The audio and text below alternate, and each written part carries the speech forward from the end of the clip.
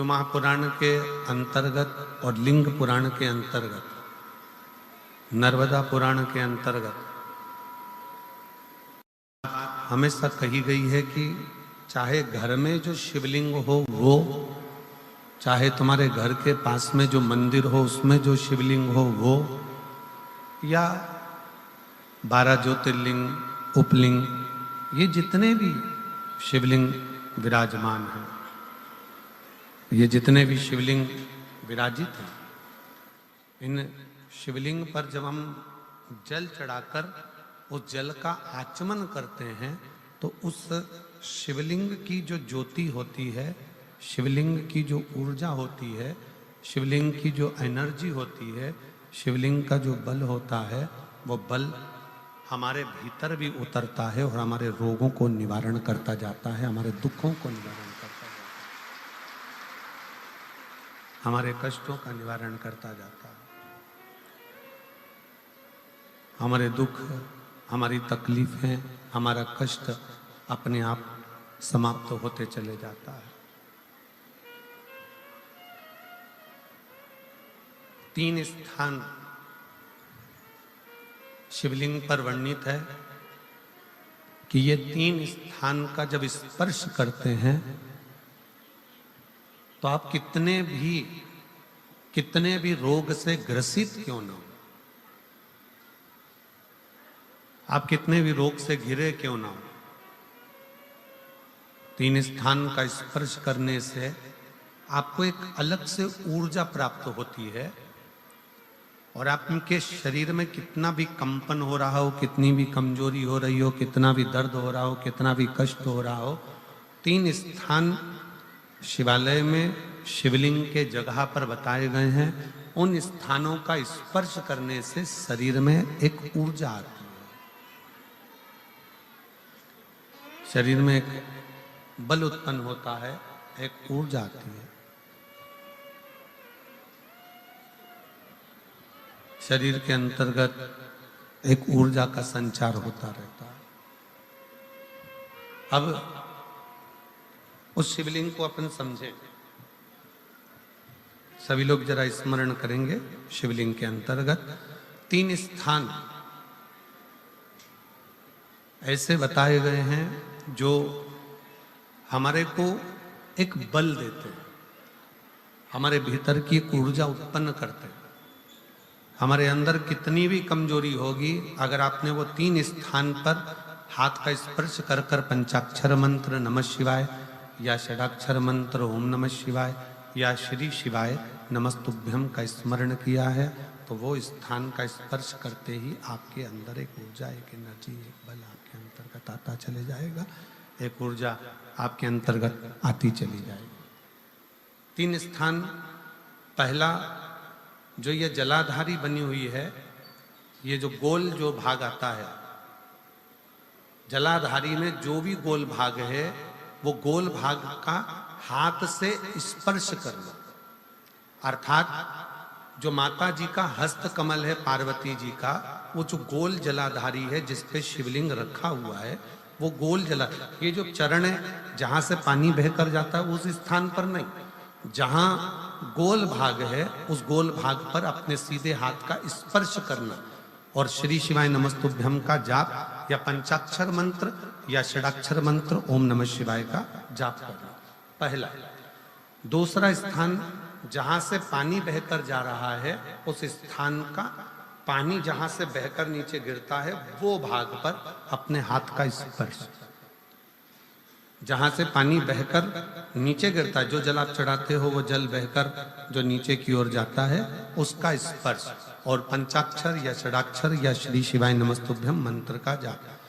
फिर तीसरा स्थान बताया कि शिवलिंग में किसी भी स्थान पर अपनी हथेली का स्पर्श, केवल हथेली का स्पर्श, उसमें उंगलियों का स्पर्श नहीं, केवल हथेली का स्पर्श, और पंचाक्षर या षडाक्षर या श्री शिवाय नमस्तुभ्यम मंत्र का जाप। ये 3 स्थान ऐसे बताए हैं कि आपके शरीर में अगर बिल्कुल भी बिल्कुल भी इतनी एनर्जी नहीं है कि आप 2 कदम चल सकते हैं, तो शंकर के मंदिर में, शिवालय में जाकर ये 3 स्थान का स्पर्श करिए।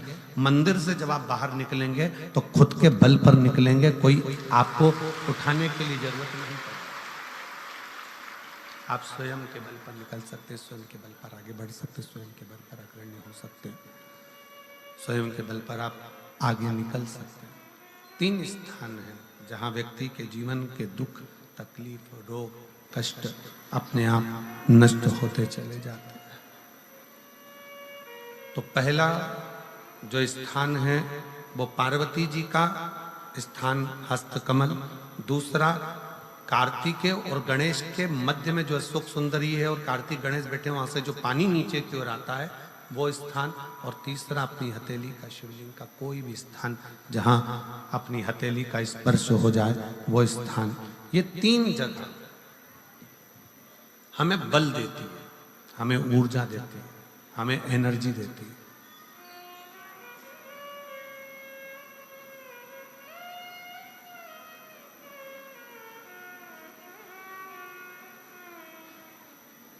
और एक निवेदन और,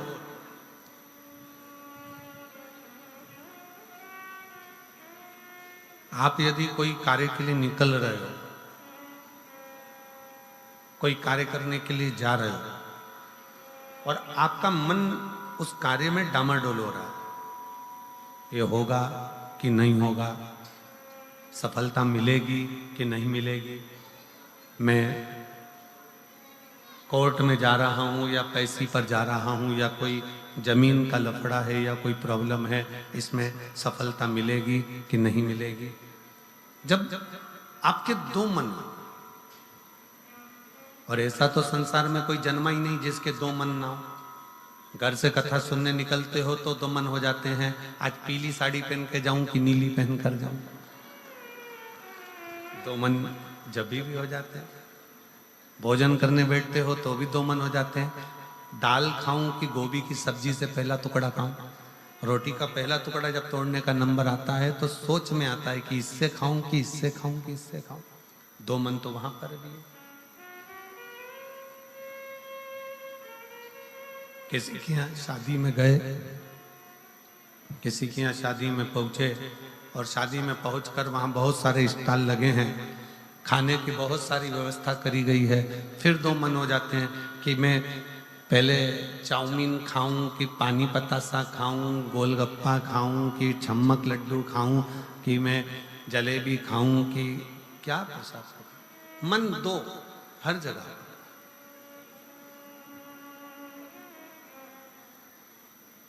और ऐसा नहीं है कि मन 2 नहीं होते, मन विचलितता देते हैं।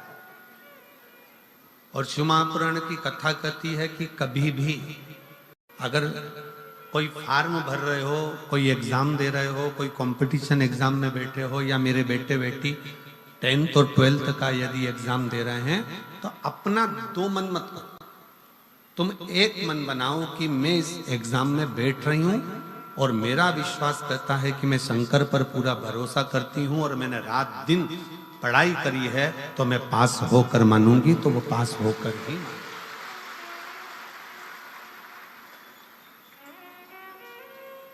जहां मन विचलित हो जाता है, जहां मन 2 हो जाते हैं, फिर वहां थोड़ा सा भ्रम उत्पन्न हो जाता है, फिर थोड़ा सा भ्रम उत्पन्न हो सकता है। पर जब आपने एक विचार कर लिया कि मुझे सफलता मिलेगी, तो ये निश्चित है कि दुनिया में कोई ऐसा पैदा नहीं हुआ कि आपकी सफलता को रोक दे, आप आगे बढ़कर ही रहो। और एक निवेदन और है, मान लो किसी कारणवश सफलता नहीं मिली और आप सफल नहीं हुए, तो चिंता मत करना, चिंता करने की जरूरत नहीं है। एक बार अगर एग्जाम दिया, एक बार अगर अपन फील्ड में उतरे और एक बार में सफलता नहीं मिली तो चिंता मत करो। ये मत सोचो कि पीछे हट गए। शिव महापुराण की कथा में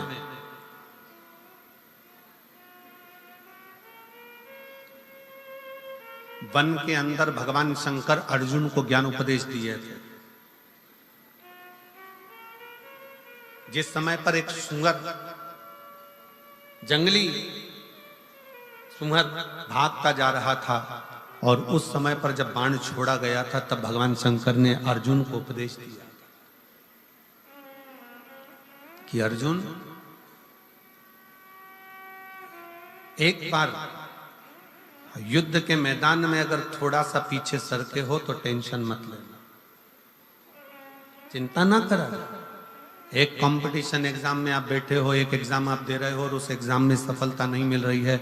आपने एक बार परीक्षा दी, एक बार आपने नीट की तैयारी करी, एक बार आपने सीए की तैयारी करी, एक बार आपने अन्य तैयारियां करी और उसमें आपको सफलता नहीं मिली और आप उसमें उत्तीर्ण नहीं हुए और आपने मन दुखी कर लिया। अब मैं तो बताओ आगे ही नहीं बढ़ पाया। चिंता न करें, भगवान शंकर का ये संवाद जो उन्होंने युद्ध के पहले अर्जुन को दिया है, एक सुंगर को मारते समय, एक जंगली सुंगर को मारते समय भगवान शंकर ने उपदेश दिया था, अर्जुन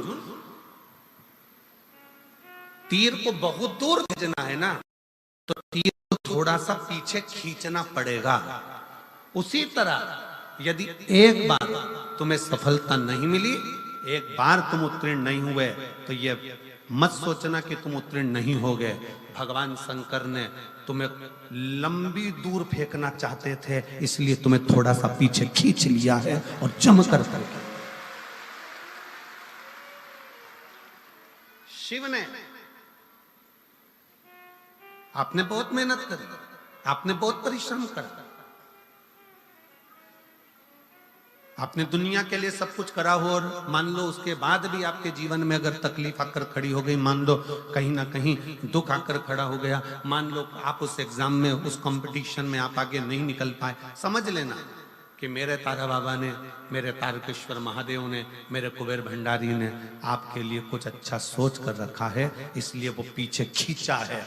और पीछे खींचा है इसका मतलब ये मत समझना कि तुम्हें पीछे रख दिया है। उसने तो अभी तुम्हें धनुष पर चढ़ाया है और चढ़ाने के बाद मेरा शंकर जब छोड़ेगा तो फिर इतना आगे निकल जाओगे कि दुनिया तुमको देखती रह जाएगी कि तुम किस मंजिल तक पहुंचे। वो पीछे खींचता है, वो पीछे खींच रहा होता है।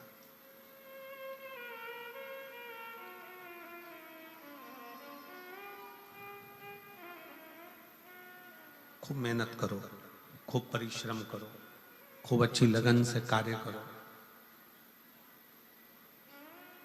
और जितनी मेहनत से कर सकते हो उतनी मेहनत से करो।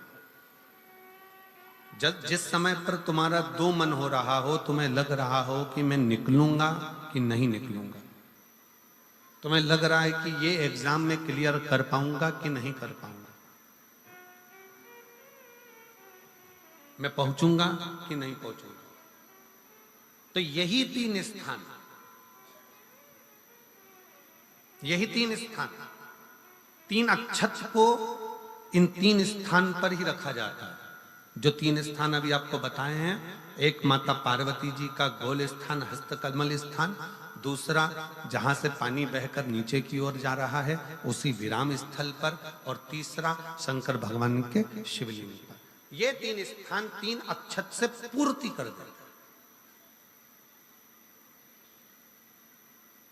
श्री शिवाय नमस्तुभ्यम। दोस्तों, हर हर महादेव।